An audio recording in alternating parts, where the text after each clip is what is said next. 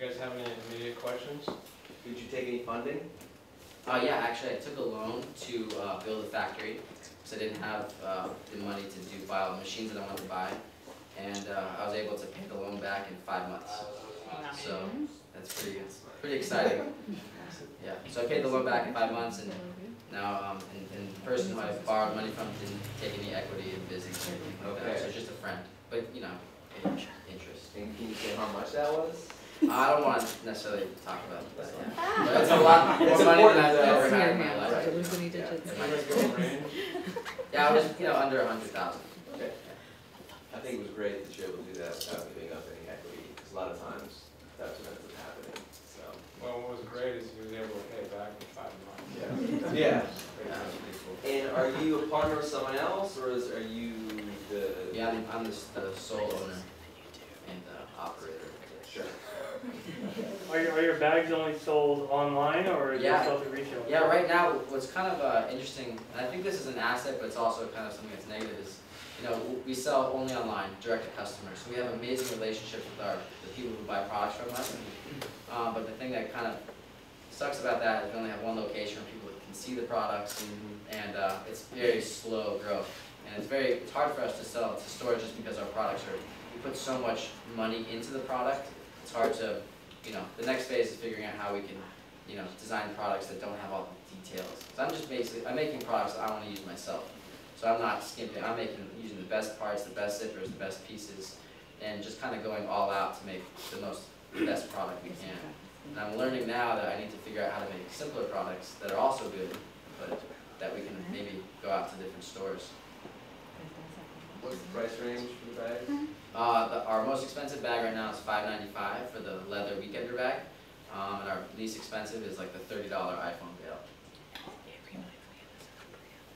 How do you market, advertise, promote your business? Is it all online, word of mouth? Yeah, right now it's all online, and we get a lot of magazine, like editors of magazines coming over, and we've been featured in a bunch of magazines. But the primary way that we're doing it, since we're online, is just online. So we do a photo shoot, we make a video, and we just send it to all the different blog, partners that we have that are posting us, sharing us with them. Your company name was hysterical. How did that come about? So I was at Art Center, and we were in a product chair meeting, and we were in the terraced pavilion and looking down at Marty Smith and Karen. And Marty goes, "What's that?" And we all turned around, and someone had written "Killspencer" in like big red letters.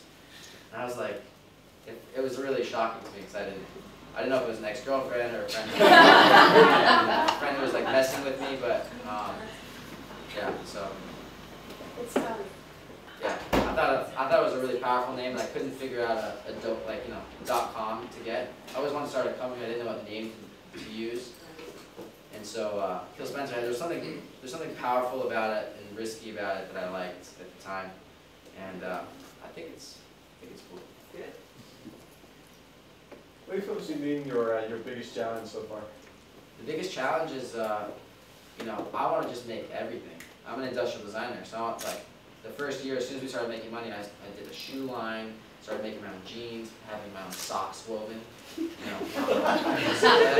made my own shirt line, and I just started putting money into things I wanted to make. And my feeling at the time was like, okay, if I start all these right now, in 10 years they'll all be successful because I'll just be able to figure them out. But then, I didn't realize you need a lot of money to do it right. And as soon as I started learning about different larger brands and how they operate, you just need to focus. So then I cut all that stuff away, and now I'm focusing on bags and the lifestyle, which is basically travel lifestyle, in everyday use of all of the gear that we have. Because if you guys empty out your pockets, we have so much crap that we have to carry with us. Phones, everything we have to carry. So I just want to figure out how I can more efficiently carry that stuff. Did you bring any bags? Yeah, I have some over here. Okay. Mateo has one as well. I believe in him.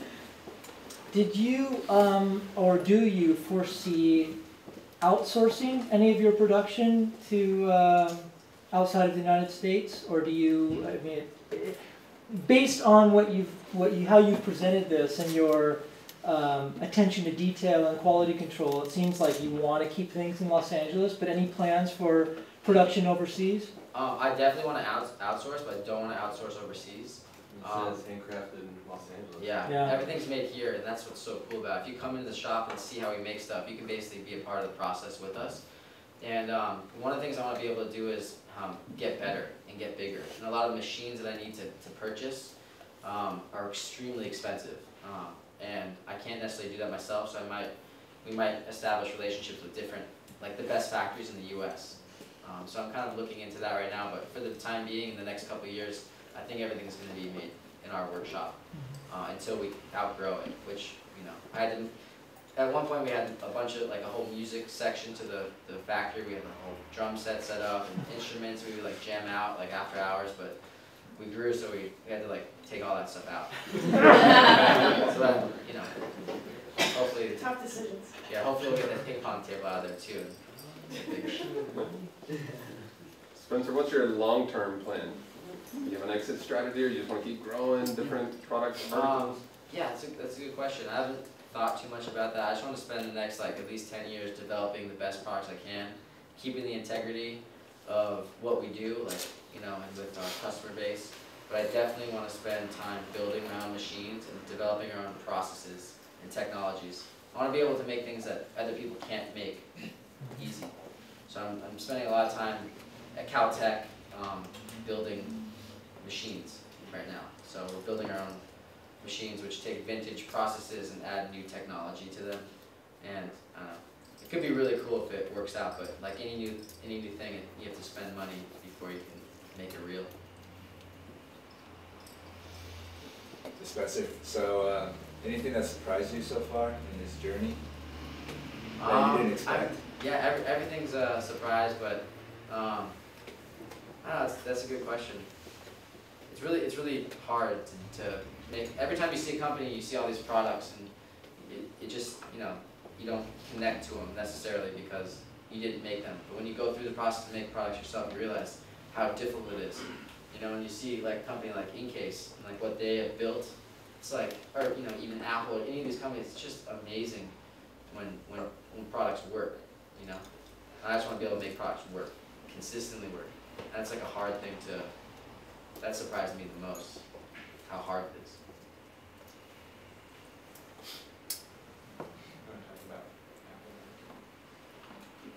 Yeah, so I have some pretty cool, I guess, customers, and through these customers I've been able to connect with Nike. So we just finished like a big project working with Nike. We developed a bunch of stuff for them and developed a whole bunch of like custom bags for a lot of the, I guess, top executives at Apple.